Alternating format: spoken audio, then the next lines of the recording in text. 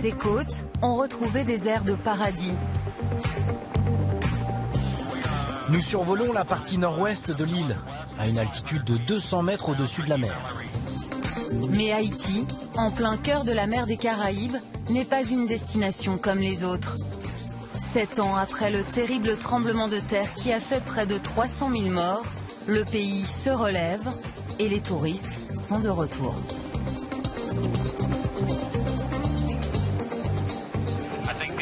Les gens sont surpris de voir la vitesse à laquelle Haïti s'est remise du tremblement de terre. Les Haïtiens sont des gens très forts, ils se sont relevés et depuis 4 ans, le tourisme n'arrête pas de croître à une vitesse ahurissante. Il faut dire que l'île recèle de trésors. 1500 km de plages quasi vierges, des montagnes verdoyantes et sauvages. Le survol en hélicoptère, c'est une des toutes nouvelles attractions. La balade a duré 1 heure et aura coûté plus de 1 000 € à cette Américaine en vacances avec ses 3 enfants. C'était génial. C'était splendide, tellement vert, vraiment très beau. Vous êtes super. 1, 2, 3. Merci. Cette semaine, c'est notre Miss Univers, Iris Mittenard, qui y a posé ses valises. Elle ne venait pas en touriste, mais pour soutenir une association qui œuvre auprès des enfants. Ces dernières années, de nombreuses stars se sont engagées comme jamais sur ce petit territoire fragile. La chanteuse Beyoncé, Madonna, ici en compagnie du Premier ministre haïtien, les acteurs américains Brad Pitt et Angelina Jolie, tous aident à leur façon le pays à se relever de catastrophes en série. Il y a 7 mois encore, l'ouragan Matthew saccageait le sud de l'île, tuant plusieurs centaines de personnes. Une tragédie dont le pays se serait bien passé, encore sous le choc de la catastrophe du 12 janvier 2010. Ce jour-là, la terre tremble comme jamais. Un séisme de 7,3 sur l'échelle de Richter a littéralement détruit la capitale. Port-au-Prince est rayé de la carte. La catastrophe fait près de 300 000 morts et 1 million de blessés. Les touristes s'en vont, l'économie s'effondre, Haïti est en ruine. Alors pour reconstruire le pays, ils sont quelques-uns à s'être immédiatement mobilisés. Et une star américaine plus que toutes s'est donné corps et âme pour la renaissance de l'île, c'est Sean Penn. Quelques jours seulement après le tremblement de terre, l'acteur interpelle le monde sur le sort d'1,5 million de sans-abri. Pas de personnel d'ONG, pas de véhicules de secours, pas d'organisation internationale pour aider. Tout le monde parle des bidonvilles d'Haïti, mais personne n'est là pour aider. Alors l'acteur va fonder lui-même son ONG. Elle s'appelle JPHRO. Gary et Amandine travaillent tous les deux dans cette organisation. Ils sont devenus des proches de l'acteur. 7 ans plus tard, la ville s'est reconstruite, mais Sean Penn ne les a jamais quittés. Je ne reconnais plus du tout. Oui, ce terrain vague est le terrain qui a accueilli 60 000 personnes. Quand il est venu ici, je crois que c'était peut-être son premier contact avec la réalité sur les conséquences du tremblement de terre. Quand il est venu ici, il a vu toutes ces familles, 60 000 personnes dans cet espace. Il s'est dit, c'est là où je veux aider. Les 3 premières années, l'ONG de Sean Penn va reloger 60 000 déplacés. Et le travail continue. Aujourd'hui, elle finance la construction d'hôpitaux et d'écoles. Et elle soutient aussi des familles. Bonjour. Ce sont les programmes que supervise Amandine. Bonjour Justina, en forme. Bonjour les enfants. Ce que j'ai apprécié, au-delà de son rôle de star, c'est que c'est une personne qui est extrêmement accessible. Ça veut dire que quand il arrive, on n'est pas là à être impressionné par la movie star, la star de cinéma. On est surtout impressionné par son sens très profond de son travail, de son engagement. C'est quelqu'un qui vient, qui vous fait des briefings d'un niveau professionnel assez extraordinaire. On a un plan très clair, établi par les ingénieurs. Le processus de relogement va suivre très précisément le plan de ces ingénieurs. C'est quand même quelqu'un qui travaille avec son cœur. Il ne fait pas que donner de l'argent. Donner de l'argent, finalement, c'est facile. Donner du temps, prendre le temps de comprendre ce qui se passe, marcher dans la rue avec les gens, tout le monde ne fait pas ça. Ça m'a donné la chance de rencontrer, en plus de Sean Penn, d'autres stars qui sont très engagées. Madonna est venue et nous soutient, par exemple. On a aussi eu Adèle Exarchopoulos, qui est donc très connue en France. Le prestigieux carnet d'adresses de Sean Penn a fait des miracles. Il a fait venir les plus grandes stars en Haïti. La chanteuse colombienne Shakira, par exemple.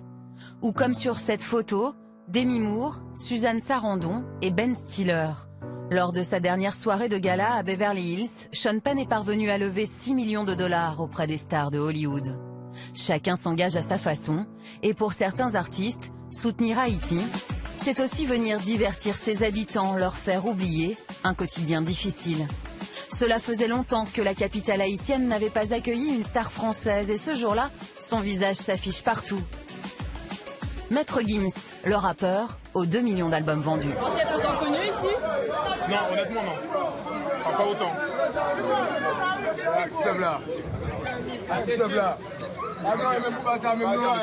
Ce soir, Maître Gims va donner un concert historique à Port-au-Prince. Tu sais que les gens t'aiment là-bas, les gens t'écoutent. Il y a quelque chose qui, voilà, ça te donne envie d'y aller. Parce que il y a de l'amour quelque part là-bas, il y a des gens qui t'aiment, il y a des gens qui veulent te voir, entendre ta musique. Donc tu y vas. Il y a des grands noms qui viennent d'ici. Et je pense que oui, ça va donner envie et je pense que ça va ouvrir la porte. La tournée de Maître Gims commence à la télé haïtienne. Ici, il peut mesurer sa popularité.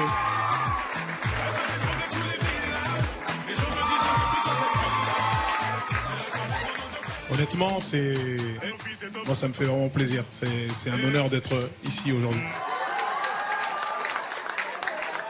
On a monté une chorégraphie avec l'une de tes chansons. C'est pas moi qui te l'apprends.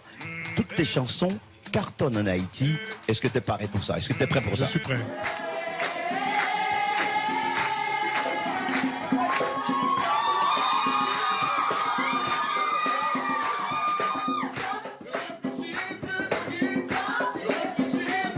L'après-midi, il fait danser le studio de la télévision haïtienne.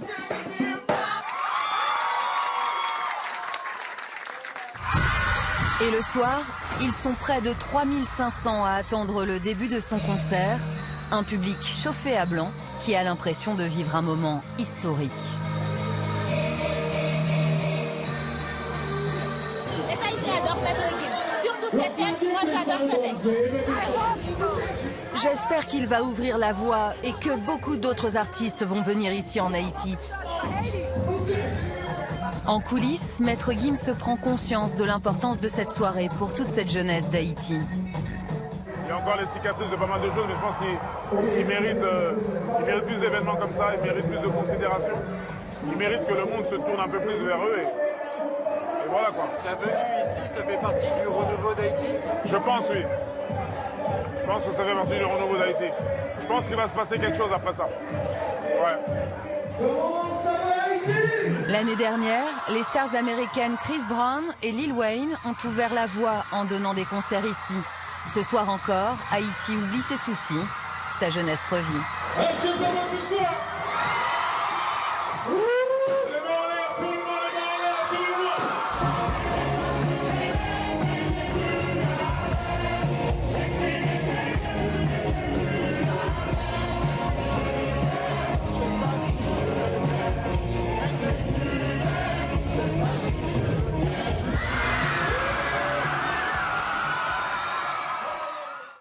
Mais le rôle des stars, c'est aussi de donner envie aux touristes de réinvestir les lieux.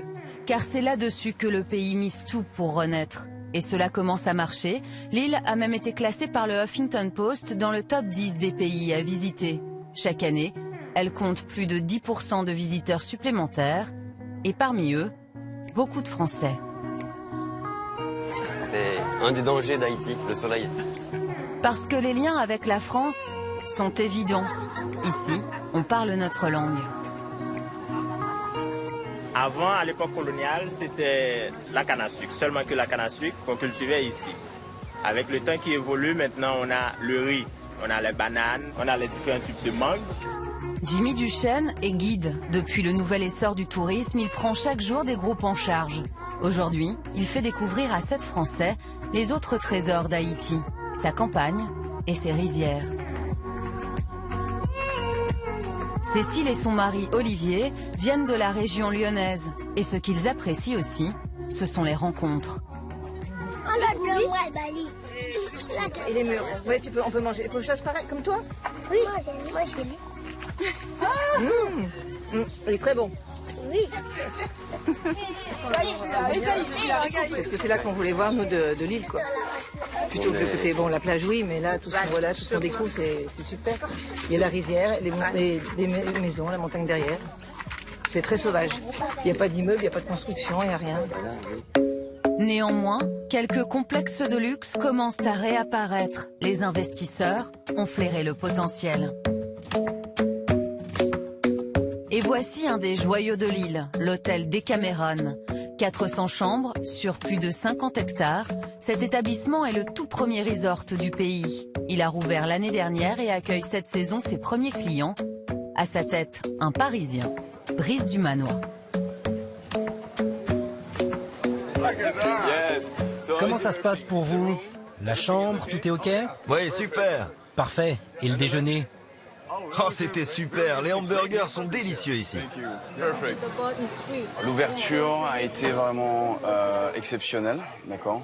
On a reçu plus de Français que prévu. Je pense qu'il y a vraiment un engouement pour cette nouvelle destination qu'est Haïti. Brice Dumanois, lui, est tombé amoureux d'Haïti il y a 7 ans déjà. Après le séisme, il a fait partie des tout premiers à croire au développement du tourisme ici. Et tout était à réinventer. Ça, ce sont les photos d'avant la rénovation, d'accord. Donc on a dû casser vraiment tous les bâtiments pour complètement tout refaire et ajouter, donc par exemple pour les bâtiments, les balcons. Là vous avez la version finie. L'ancienne piscine, donc c'est la piscine principale. Qu'on avait. Donc on a dû la vider, tout casser, et le produit final, donc avec les transats, la piscine bien rénovée. Donc on a les 2 plus grosses piscines en Haïti. Alors au total, ça a coûté environ 15 millions de dollars de rénovation. Ce montant est assez conséquent pour Haïti, c'est vraiment du nouveau. Parmi les clients qui profitent de la piscine ce matin, Olivier, Cécile et leurs 2 enfants, les Lyonnais tout juste revenus des rizières et de la découverte de la vie locale.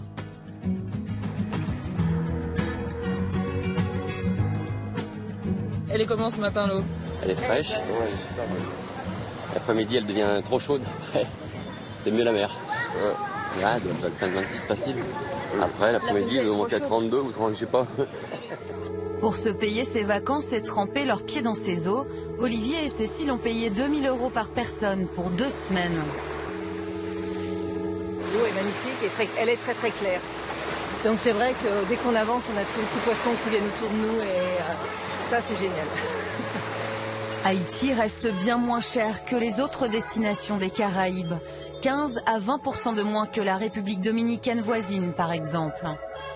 C'est super. Allez, kayak, bye bye tout le monde. France en plus, le kayak. Ouais. Si Haïti en est là, seulement 7 ans après le drame, elle le doit aux stars, mais surtout à tous ces anonymes qui ont choisi de miser sur le pays. Aujourd'hui, Brice Dumanois, le gérant du Decameron, a un rendez-vous capital pour l'avenir de son hôtel. C'est un tour opérateur américain qui vient de Californie. On va lui faire découvrir l'île de Laguna, le paradis sur Terre. Mark Foreman est le patron de New Horizon, un gros tour opérateur. Il est venu ici pour déterminer s'il va ajouter Haïti à son catalogue de voyages.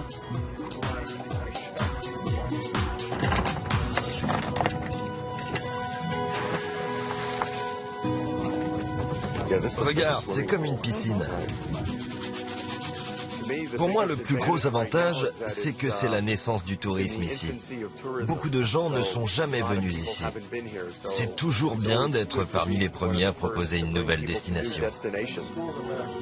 Il a suffi de 5 jours à Mark Foreman pour être convaincu du potentiel d'Haïti. Il pense envoyer rapidement entre 300 et 400 touristes dans l'hôtel de Brice, des chanceux qui seront aux premières loges pour assister à la renaissance d'un paradis.